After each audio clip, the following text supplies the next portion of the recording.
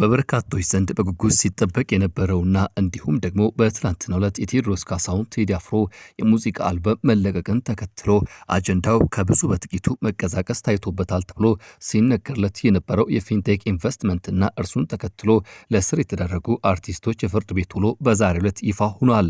በዛሬ መረጃ ሰዓታችን በፍርድ ቤት ውሎ የተላለፉ ውሳኔዎችና እንዲሁም ደግሞ ከአርቲስቶቹ በኩል የተነሱ ጉዳዮችን በስፋትና በዝርዝር እየቃኘን እንዘልቃለን። ውድ ቤተሰቦቻችን ሰላም በያላችሁበት ይሁን።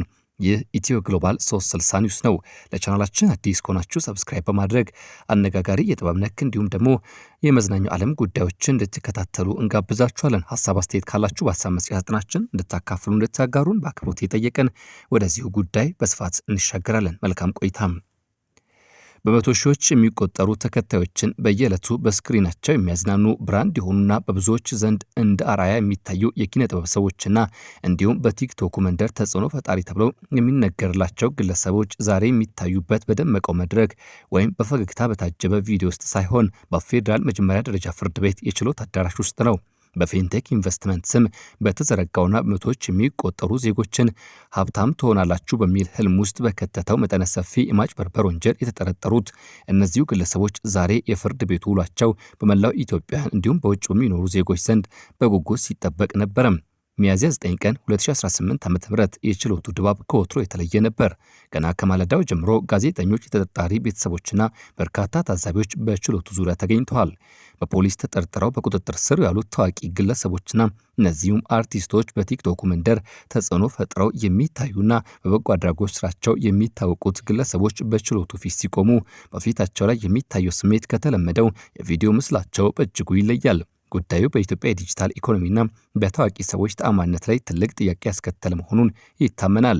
ፊንቴክ በሚል ስም የተዋወቀው ይህ ኢንቨስትመንት ዘዴ እንዴት በሚሊዮኖች የሚቆጠሩ ዜጎችን ገንዘብ ሊያጭበረበር እንደቻለም መርማሪ ፖሊስ ለችሎቱ በዝርዝር አቀርበዋል። መርማሪ ፖሊስ ለፍርድ ቤቱ ባቀረበው ሪፖርትም ይህ የማጭበርበር ወንጀል በቀላሉ የታቀደ ሳይሆን እጅግ ዘመናዊና የተራቀቁ የቴክኖሎጂ ዘዴዎችን የተጠቀመ መሆኑን ገልጿል። ፖሊስ ለተጨማሪ 14 ቀናት የጊዜ ቀጠሮ የጠየቀባቸው ዋና ዋና ምክንያቶች ደርድሯል። አንደኛው የወንጀሉ ስፋትና ውስብስብነት ነው። ወንጀሉ የተፈጸመው በዲጂታል መድረኮች አማካይነት በመሆኑ የገንዘብ ዝውውርና የመረጃ መረቡን ለመበተን የቴክኒክ ምርመራ ጊዜ እንደሚፈልግ ጠቀሰ። በሌላ በኩል ደግሞ የተጎጆችን ብዛት በምክንያትነት አስቀመጠም። እስካሁን ፖሊስ የደረሰባቸው ተጎጆች ቁጥር እጅግ ከፍተኛ መሆኑና እንዲሁም ደግሞ ቁጥሩ አሁን እየጨመረ መምጣቱን አመላከተ። ገንዘባችንን በኢንቨስትመንት ስም ተቀብለውናል ብሎም ደግሞ መኪና ታገኛላችሁ በሚል ተስፋ አነሁልለው ባዶ ሜዳ ላይ አስቀርተውናል የሚሉ ዜጎች በየቀኑ ቃላቸውን የሰጡ እንባቸውን ይረጫሉ። እነዚህን ጉዳዮች መርምሬ ለመጨረስ ጊዜ ያስፈልገኛል አለም። በሌላ በኩል ደግሞ የሰነድና የዲጂታል ማስረጃዎችን በምክንያትነት አቀረበ። ፖሊስ በፍርድ ቤት ውሎ ከተጠርጣሪዎቹ ጋር የተያዙ ስልኮች፣ ላፕቶፖችና የባንክ ሂሳብ ዝውውሮች የሚደረገው የፎረንሲክ ምርመራ ገና እንዳልተጠናቀቀና ለተጨማሪ ጊዜ ጥያቄው እንደ ምክንያትነት መቅረቡን በዘገባው ተመላክቶ ነበረ። ያም ሆኖ ግን ለዚህ ጉዳይ ጠበቆቻቸው አንደበት ሆነው ሐሳባቸውን ያነሱ ሲሆን በተለይም የተጠርጣሪዎቹ ጠበቆች የፖሊስን የጊዜ ቀጠሮ ጥያቄን አጥብቀው የተቃወሙ ሲሆን ጠበቆቹ ያቀረቧቸው መከራከሪያ ነጥቦች በዋነኛነት ተካተዋል። የመሰወር ስጋት የለም የሚል ነው። ደንበኞቻችን በመላው ሀገሪቱ የሚታወቁ በዓለም አቀፍ ደረጃ የሚገኙ ኢትዮጵያውያን ዘንድ አንቱታና ከብሬታን ያተረፉ ናቸው። ቋሚ መኖሪያና እንዲሁም ስራ ያላቸው መሆኑ ከሕግ ያመልጣሉ የሚል ስጋት ሊኖር አይገባም ሲል ተከራከሩ። የጤና ሁኔታን በተመለከተ አንስተዋል። ከተጠርጣሪዎቹ መካከል የጤና እክል ያለባቸው በመኖራቸው ጉዳያቸው ውጪ ሆነው እንዲከታተሉና የዋስትና መብታቸው እንዲከበርላቸው ጠየቁ። የስራ ሁኔታቸው ሌላኛው የዋስትና መብት እንዲሰጣቸው የእነርሱ ጠበቆች ካነሷቸው ጉዳዮች መካከል ይጠቀሳል። በኪነ ጥበብና በተለያዩ ዘርፎች የሚተዳደሩ በመሆናቸው በእስር መቆየታቸው በስራቸውና በቤተሰቦቻቸው ላይ ያደረሰ ያለው ጫና ታሳቢ እንዲደረግ ተጠየቀም። የፊንቴክ ማጭበርበር ምንነትና ማህበራዊ ሚዲያ ተጽዕኖ በዚህ ሰዓት ጎልቶ የተነሳ ይገኛል። ይህ ጉዳይ ለምን ይህን ያክል ትኩረት ሳበ? መልሱ ቀላል ነው። ተጠርጣሪዎቹ ያላቸው የተጽዕኖ ፈጣሪነት አቅም በዋነኝነት ይጠቀሳል። ብዙ ተራ ዜጎች ገንዘባቸው ለዚህ ድርጅት አሳልፈው የሰጡት የሚወዷቸውና የሚያምኗቸው አርቲስቶች ድርጅቶቹን ሲያስተዋውቁና እኛም ተጠቅመናል ሲሉ በማየታቸው ነው።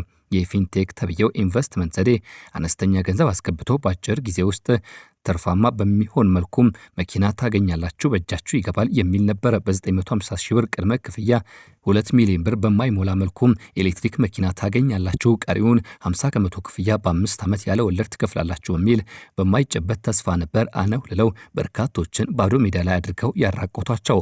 ታዲያ ጉዳዩን የተመለከተው ፍርድ ቤቱም ውሳኔ ሰጥቷል።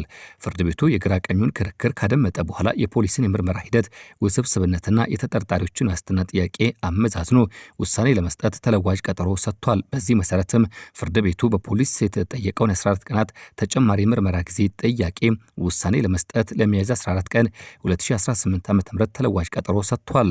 ይህ የፊንቴክ ጉዳይ ለኢትዮጵያ ማህበረሰብ ትልቅ ትምህርት የሰጠ ክስተት ነው ይላሉ ሁኔታውን የተመለከቱና ትዝብታቸውን የሚያጋሩ።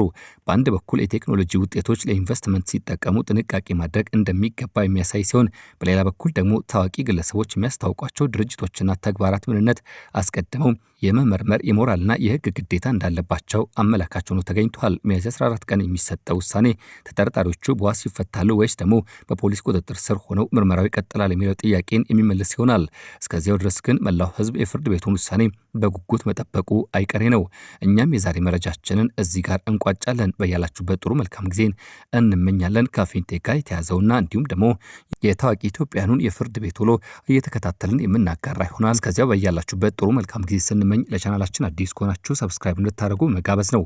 ቪዲዮን ከወደዳችሁት ላይክ እንዲሁም ሼር በማድረግ ሀሳብ አስተያየቶቻችሁን ታጋሩን ዘንድ በአክብሮት የጋበዝን። እዚህ ጋር የዛሬን ቋጨን። መልካም ጊዜ